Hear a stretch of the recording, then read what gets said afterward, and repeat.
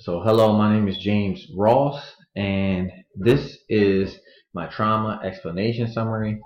And, excuse me, I am going to be addressing a client that I'll refer to as Mr. Collins.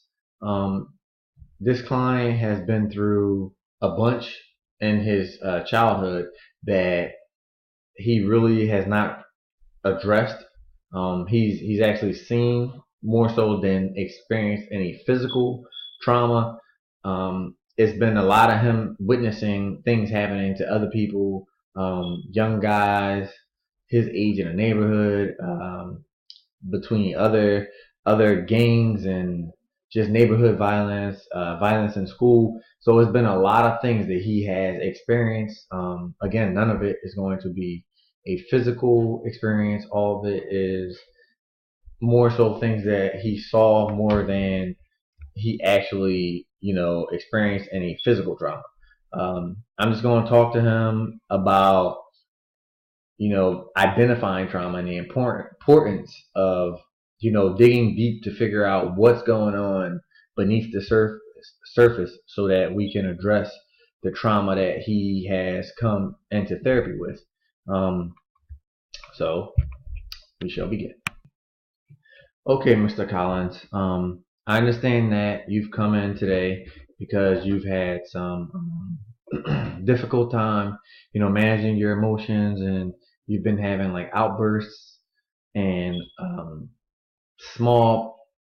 You've been having some small experiences of aggression towards other people, and and it's my understanding that you're not really sure, what's going on or what happened.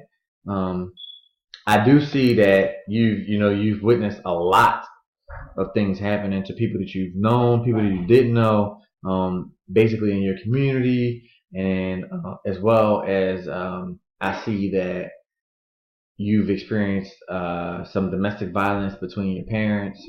Um, and I also know that you tried, a gang initiation that you didn't go through with. So I see that you've experienced a great deal of trauma, um, and I understand that you don't necessarily feel that it's trauma because a majority of what you've witnessed or experienced that we're referring to as trauma has not been a physical experience. So I just want to remind you that trauma is not necessarily something that is a physical experience. It's something that you can experience. It can be something that you see, something that you hear. It can be a smell, a taste. It can come from any of your senses, and it's basically when you associate any one of those senses with something that has been difficult, a difficult experience. Um, and in fact, Rothschild said that trauma is a psychophysical experience. So basically, what that means is it's something that goes on in your mind, it's the thought process, and it causes a physical response. Whether that is, you hear a loud bang and you tense up, or if it's you break out in a cold sweat, or you freeze, you know, go into like a catatonic state. Rothschild also said that um, even if it's not physical harm, a person could still experience trauma. So basically, what that means is what you've seen throughout your lifetime, could definitely, definitely qualify as a traumatic experience. Because again, it's not just something that you feel. It's not just, oh, I got hit and now I'm hurt, or people think, oh, sexual abuse and going to war, getting shot, and that's not always trauma. Sometimes trauma is seeing something. So if you grew up in a home and you witnessed your parents fighting each other or even yelling at each other, that still can count as a traumatic experience. So, in short, the idea is to identify what these experiences were in your past that were traumatic. So understanding that, when you were young, you witnessed, your parents and domestic violence. So right off the bat, that's something that you learn very on at the micro level in your home, which means that, that was the structure that you had to, grow up and see how you are supposed to interact with people and understand how relationships work.